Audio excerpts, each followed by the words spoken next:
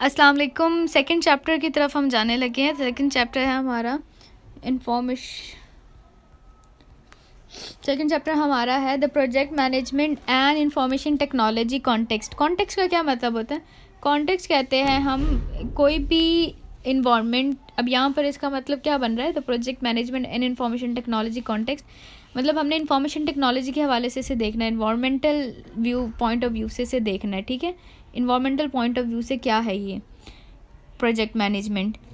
तो पहले हमारी डेफिनेशन है system view of the project management. अब यहाँ पर देखिए ना, सिस्टम व्यू मतलब सिस्टमेटिकली उसे देखना है कि सिस्टम के अकॉर्डिंग क्या है, ये सिस्टम इससे कैसे रिलेट करता है प्रोजेक्ट मैनेजमेंट से।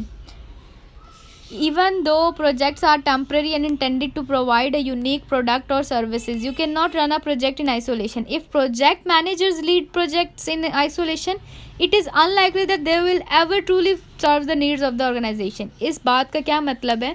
ever truly serve का मतलब होता है कि मुश्किल से कुछ काम करना, बमुश्किल ही कुछ पूरा कर पाना। ठीक है, तो पहली लाइन में उन्होंने बताया डेफिनेशन, प्रोजेक्ट की डेफिनेशन बताइए कि प्रोजेक्ट का हमने पढ़ा था क्या होता है कि यूनिक प्रोडक्ट और सर्विस प्रोवाइड करता है। दूसरे में उन्होंने ये कहा है कि आइसोलेशन का कॉन्सेप्ट दिया। आइसोलेशन का मतलब होता है अलग कर देना, किसी चीज़ को सेपरेट कर देना, अलहदा कोई एक अकेला काम करना। तो यहाँ कह रहे हैं you can not run project in isolation. आप अलहदा अकेले एक प्रोजेक्ट को रन नहीं कर सकते। अगर प्रोजेक्ट मैनेजर प्रोजेक्ट को अकेले रन कर रहा है या करेगा तो ये कहा जा सकता है कि वो कि वो बमुश्किल ही कोई प्रोजेक्ट ऑर्गेनाइज कर पाएगा, ऑर्गेनाइजेशन के नीड्स को फुलफ़िल कर पाएगा। मतलब ऑर्गेनाइजेशन को सही तरह से हैंडल नहीं कर पाएगा, प्रोजेक्ट को सही तरह से हैंडल नहीं कर पाएगा, बमुश्किल ही वो उसको कंप्लीट कर पाएगा प्रोजेक्ट को, या उसके ऊपर काम कर पाएगा, या ऑर्गेनाइजेशन की नीड्स पूरी कर पाएगा। Therefore projects must operate in the broad organizational environment. अब यहाँ नेक्स्ट बात उन्होंने क्या की है कि इसीलिए प्रोजेक्ट जो है वो ऑपरेट किए जाते हैं और ब्रॉड ऑर्गेनाइजेशनल एनवायरनमेंट में। याद करने वाली बात है यहाँ पर कि ब्रॉड ऑर्गेनाइजेशनल एनवायरनमेंट ज़रूरी होता है। उसी के साथ साथ मैनेजर को within the greater organizational context के साथ काम करो। मतलब लोगों के कॉन्टेक्स्ट का मतलब है सिस्टम के साथ, लोगों के साथ पूरे सिस्टम बना होता है हमारा। अब सिस्टम क्या होता है वो आगे हम पढ़ेंगे, सिस्टम की डेफिनेशन भी और सिस्टम थिंकिंग की यहाँ से डेफिनेशन कर लीजिएगा। बस ये करना है और कुछ नहीं करना है इस पैराग्राफ में से। ठीक है, कि within the system greater organization context मतलब सारे सिस्टम के साथ काम करना है, वो भी बड़े ऑर्गेनाइजेशनल सिस्टम के साथ।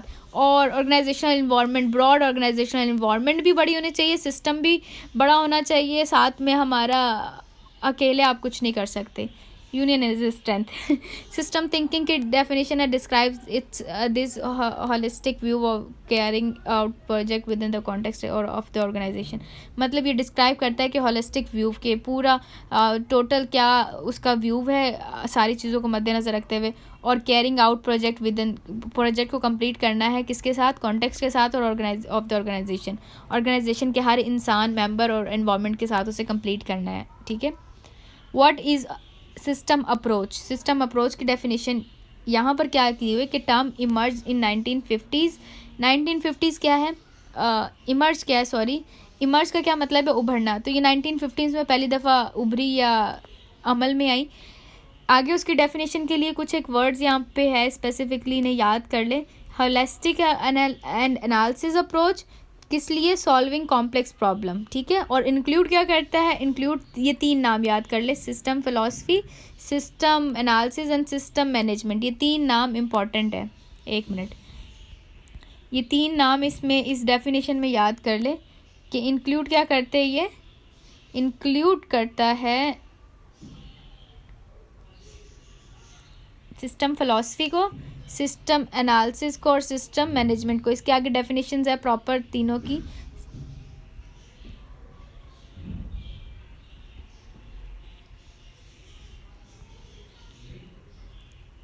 ये तीनों की डेफिनेशंस है आगे। ठीक है, अब देखिए यहाँ पर हम क्या करेंगे, हमने इनके नाम याद कर लिए तीनों, system philosophy, system analysis and system management. ये डेफिनेशन इसके ऊपर ही डिस्क्राइब होती है सारी के। सिस्टम अप्रोच जो है वो होलिस्टिक एंड एनालिटिकल अप्रोच को डिस्क्राइब करता है जो कॉम्प्लेक्स प्रॉब्लम्स को सॉल्व करने के लिए यूज़ होती है। किसके साथ? Include using system philosophy, system analysis and system management. मतलब ये होलिस्टिक और एनालिटिकल अप्रोच है प्रॉब्लम्स को सॉल्व करने के लिए, और ये इंक्लूड करती है सिस्टम फिलॉसफी को, सिस्टम एनालिसिस को और सिस्टम मैनेजमेंट को। सिस्टम आर सेट, अब यहाँ पे आगे सिस्टम की डेफिनेशन दी हुई है।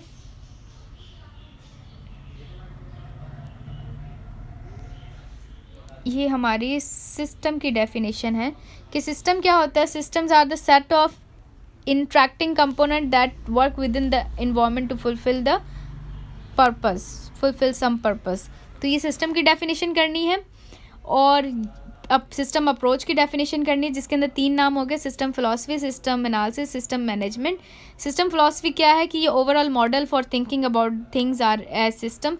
मतलब ये ओवरऑल मॉडल के लिए हमने सारी फिलॉसफी का मतलब क्या होता है, फिलॉसफी मारना ये वो, तो वो इसके अंदर क्या होगा कि थिंकिंग होगी about the things as a system. इसके अंदर हम सोचेंगे सिस्टम के बारे में, ओवरऑल क्या करना है, कैसे करना है, क्यों करना है, तो ये सारी चीज़ें। Thinking, main word is thinking about things as system. System के सोचते, सिस्टम के एज सिस्टम उसे सोचना है कि क्या चीज़ें होगी ओवरऑल मॉडल में, ठीक है। और is a problem solving approach. System analysis क्या, is a problem solving approach that requires defining the scope defining the scope of the system, dividing it is into components, and then identifying and evaluating its problems, opportunities, constraints and needs। समझ आई? नहीं आई? ये हमारा problem solving phenomena है, ठीक है। इसके अंदर problem solve किया जाता है।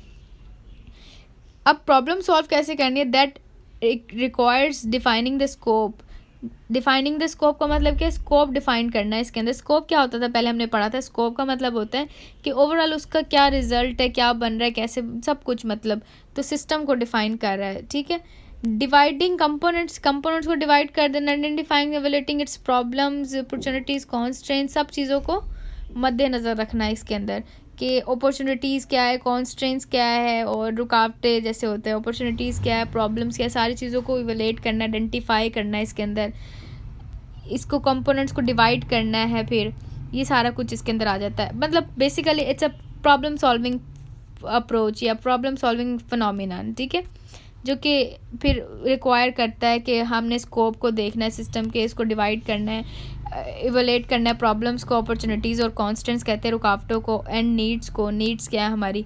Once this is completed the system analysis, then examine alternative solutions for improving the current situation, identifies an optimum or at least satisfactory solution or action plan, and examine that the plan against the entire system.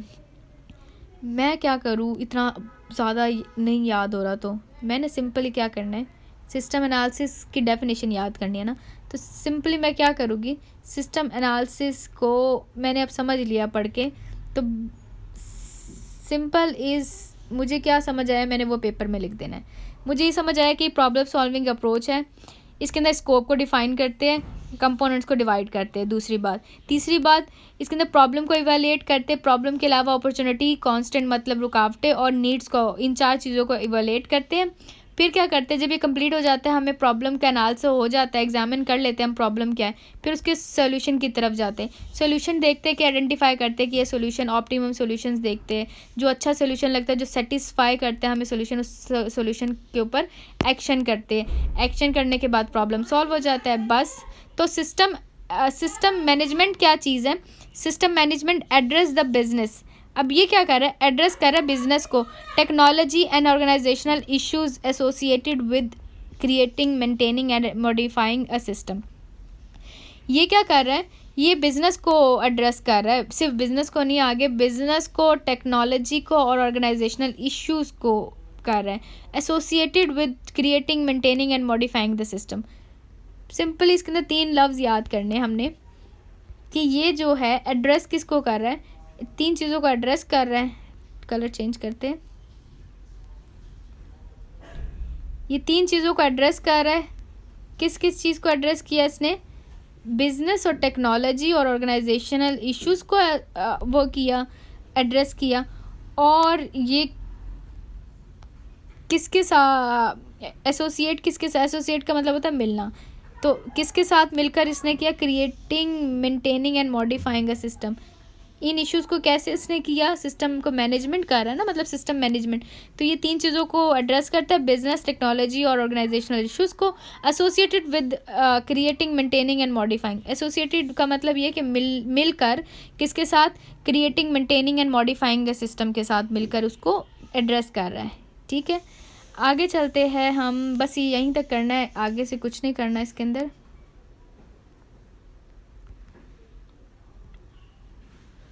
ये नहीं करना, हाँ बस इतना ही करना था I think so. अच्छा बस।